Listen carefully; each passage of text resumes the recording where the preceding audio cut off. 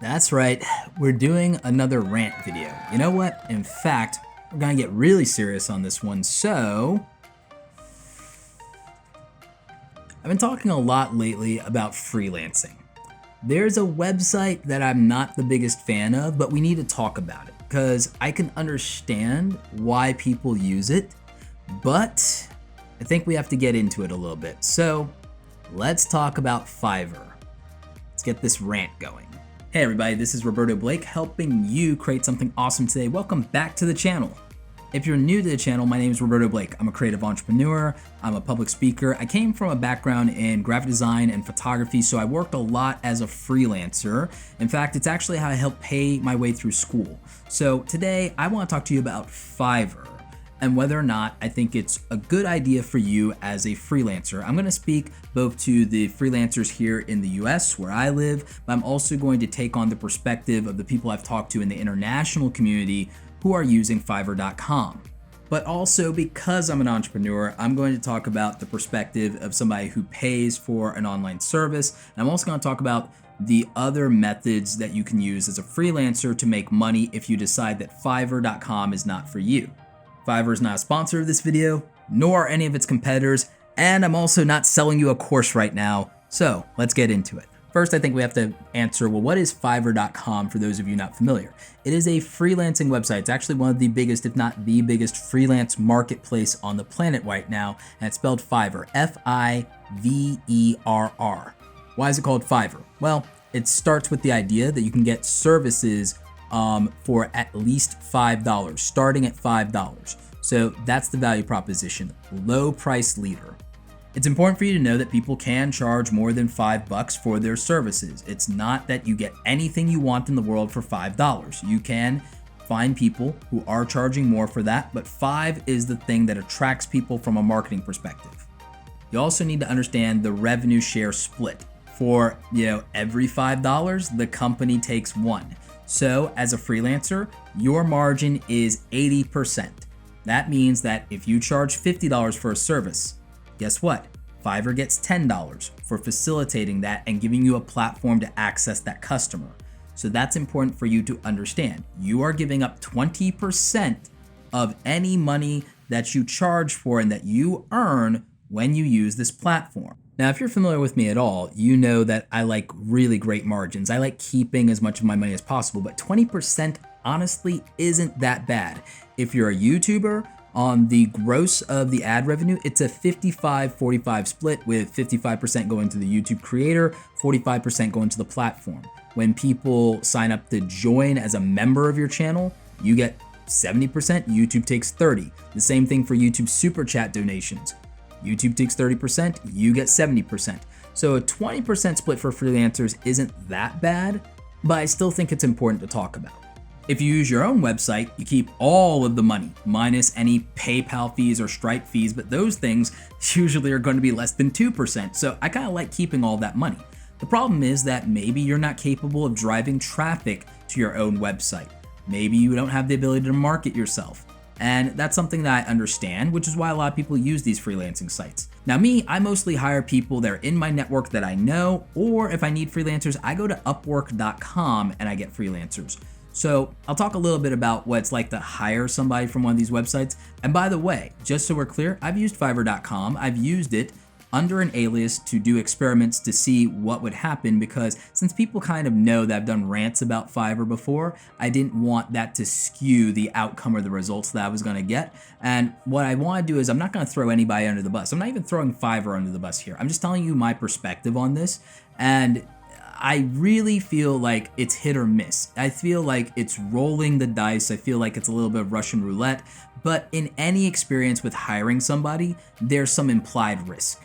Hiring somebody to do a job for you is like one of the most difficult things in the world for an entrepreneur. You have to be able to work with somebody. There can be communication barriers. Even if you speak the same language, it still may not work out. And there's also the fact that there are people that they'll give you a price, they'll give you a rate because they want you to say yes. It's not what they really feel they're worth, and sometimes that affects the results that they produce. And then as an entrepreneur, you never really want to feel like you're overpaying for things sometimes, because you still might be unhappy with the result. So, I mean, freelancing is complicated sometimes and it can be a little bit messy. So I'm not going to throw individual freelancers under the bus, nor am I going to completely throw the platform under the bus, even if I have personal issues with it. Those personal issues being people stealing my work, like my YouTube thumbnails that I made for my channel, pretending that they work from me, my audience calling them out in Twitter, and then the platform doing nothing. So there you have it. That's where my bias is. Now, all freelancers and all freelance jobs are not equal. Some of the freelance services are going to be very good because they don't rely on intellectual property that can ever be stolen. I've had people as entrepreneurs tell me that they've hired someone for a logo design and only to find out that the logo design was stolen from another brand or another company. And so that's a bad experience. But if you want to hire a voice actor or a voice actress, well, there's no way for them to really steal that work because they're reading the lines from a script that you want. If you're paying for an on-camera performance or for acting, then guess what? Or for B-roll footage, it's very hard for that to be something stolen because the person has to appear on camera or what have you, or has to follow your directions for what's going to be shot to the letter. So it's very difficult for that to be stolen work. If you want somebody to cut your face out of a background for like a thumbnail or for some artwork, then that's very hard for it to be stolen or to be done poorly because it's a deliverable that either works or it doesn't. So for those kind of services, Fiverr.com is probably a great deal and it's probably amazing for you for the simple fact that, you know what, if it's that kind of work, there's no way to fake it. But is it worth it for the freelancer? Well, you're giving up 20% of your money and you don't own the relationship. If you try to take your client off of Fiverr.com and try to, contact them outside the platform, Fiverr could terminate your access to the platform and you might forfeit any money that might be owed to you that might be sitting in your account for the platform. I've had freelancers tell me, and maybe that shouldn't be the case, but I've had freelancers tell me that that's what their experience has been sometimes. So sometimes freelancers don't feel like the platform is fair to them. I've had a lot of people in the comments tell me that they're someone on Fiverr and they've told me they make a living on it. Or they've told me that there's someone on Fiverr, they're a freelancer, and the platform didn't treat them fairly, one way or another. So, I mean, it's a mixed bag. It's just like being a client. You might get a great freelancer and have a fantastic experience and it was within your budget, or you might have an extremely poor experience. That's the issue that I have with a lot of these platforms is the lack of control and the lack of quality control. Now, other platforms sometimes have criteria that make it easier to get quality and quality control because freelancers have to go through verification processes and other things before they're even allowed access to the platform and to apply for jobs on the platform. The problem with this is it creates a barrier to entry. For example, if you're someone in another country, you may not be able to get onto Upwork.com. There are people here in the US who have told me they wanted to become a freelancer and they couldn't get onto Upwork.com. And even though it's where I hire my freelancers, the fact that I can't hire you if you're trying to get into that platform because you didn't pass the criteria or the verification process and you weren't approved, well, that means that even if you provide better work at a better price, I can't get to you.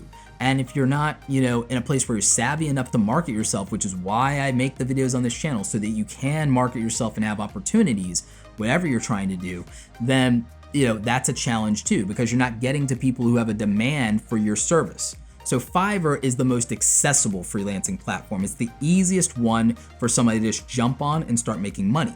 That's why it attracts, unfortunately, some bad actors and some people who don't do quality work, and then it kind of taints the experience for people. And so to be fair to Fiverr, that's honestly a really hard problem to solve because you want quality, but you want accessibility for the majority of people. And I think that that's not necessarily something that you can solve without throwing a lot of things in the works that just make it more complicated than it needs to be. So at the end of the day, I can't really fault them for that, much as I might like to. But Roberto, what about all your rants about Fiverr? Look, I've talked to a lot of people on every side of this issue. People who are entrepreneurs who weren't satisfied with it. People who are entrepreneurs who are friends of mine who are wildly excited with the work that they got back from the people that they hired. And I've talked to the freelancers. I've talked to people who are making a living off of Fiverr, people who are on Fiverr who still are just scraping by after putting in a lot of hard work and not getting enough and have found other opportunities, and people who loved Fiverr but then were kicked off the platform for things that they don't think were fair. They didn't feel like they broke any of the rules and what have you. So at the end of the day, I think your experience is going to vary. I think that it's very difficult to say that Fiverr sucks or that Fiverr is awesome when you might have an experience of that could go either way. You might love the platform today and hate it tomorrow. You might have one bad experience and try again, and then it's all of a sudden it's easier for you somehow, or you get a better result. So I feel like a lot of things are like that. And so when I talk about these things, I'm trying to put myself in everybody's shoes. I'm trying to be more fair about it than just going off of only my own personal feelings and experience on it. My experience and my personal feelings have been that in hiring people, that could be hit or miss, and it's actually a really easy process and it's really streamlined. In terms of what I would want as a freelancer, I wouldn't use this platform because I'm just not satisfied with the tier of jobs that are available in terms of what you can charge. You can make custom gigs, but you got to remember, the platform marketed for people with a very low budget. It used the idea and the appeal of get what you want for $5 to bring people in. That's a lot of low-hanging fruit, and while there are great clients in there, friends of mine get freelancers from Fiverr, they're few and far in between. They're the minority of the market. Most entrepreneurs go to their own network first. They ask a friend to give someone a referral, and they'll pay top dollar for somebody that's in that network of trust. And so I would rather teach you as a freelancer to build a network so that you can charge $500 for something instead of going to a market where $50 might be the cap on it. I would like you to make 10 times more money than is available to you. Even if you're international, you can still do that if you built trust with somebody. If you build your own website and you appeal to the Western market, if you're someone who's an international viewer and you are watching this, the Western market is still favorable for you. The Western market is still there for you. Even if you don't use a platform like Fiverr, you might have to learn how to do a few more things, but you could get those higher paying clients like me, and that could be better for you. Whether you're a freelancer or a small business owner, owning your relationships, owning that client relationship is everything. That's why people build an email list. That's why sometimes they worry about whether they're going to get kicked off a social media platform, is because owning the relationship with that customer means everything. When a platform can deny you access to a customer, that's the worst. And so if you build your entire income and business on Fiverr or Upwork or any other platform that you don't own, it is dangerous to your business and to your overall financial health. When you're just getting started, you should absolutely take advantage of what's there because it's the faster way to get your feet wet, to get experience, and to make money, and to understand what the market will bear. In the long run, you need to take as much control as possible. So I say, regardless of what, build your own website and start building a name for yourself and building a portfolio. My final thoughts and advice. Ultimately, you have to make a decision about what's right for you. If you're a freelancer and you need to get started with no barriers to entry, go ahead and sign up on Fiverr.com, put your services out there, and see what happens. Do everything you can to protect yourself. In the meantime, while you're doing that, start learning how to market yourself. If you don't know how to market yourself or use social media, I've got free content here on the YouTube channel. So subscribe and hit notifications if that's something you're interested in. If you want to be a freelancer and make good money, you need to up your skills. Check out SKILLSHARE.com. I've got a link in the description and get you a deal on SKILLSHARE. It's either going to be 2 months free or it's going to be ridiculously cheap. And that's going to get you SKILLSHARE Premium, and you can learn a new skill. They're not a sponsor, it's just a resource. It's an affiliate link. Click it if you want to.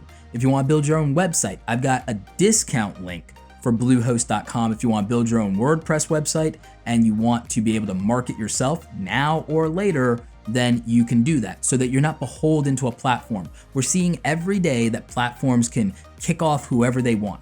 And if you don't want that to happen to you, you don't want to lose access to your customer, you don't want to lose your voice, maybe you build your own platform.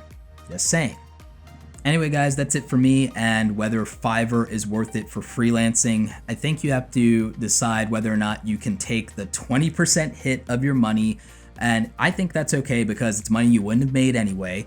It is access to a large marketplace, but on the other hand, there are some things that can make you uncomfortable. So you gotta draw your own conclusion, and I hope I've just helped you make an informed decision one way or the other. Freelancing is great. Freelancing offered me my first gateway to the beginning of financial freedom, and maybe it can do the same for you, but you gotta play the game smart. Anyway, like this video if you like it. Don't forget to subscribe. Check out the other awesome stuff here on the channel and hit notifications. Also, I've got a question of the day for you guys. What is the biggest barrier to your success right now? Is it time? Is it money? Or is it motivation? Or is it a lack of education? What out of those 4 things is the biggest thing that you think is holding you back from having the life that you want? I need you to answer this question because it's going to dictate the entire direction of the content on this channel in terms of what I make a priority. So please make sure you're dropping that in the comment section below. As always, you guys, thanks so very much for watching, and don't forget, go out there and create something awesome today on whatever platform you want. Take care.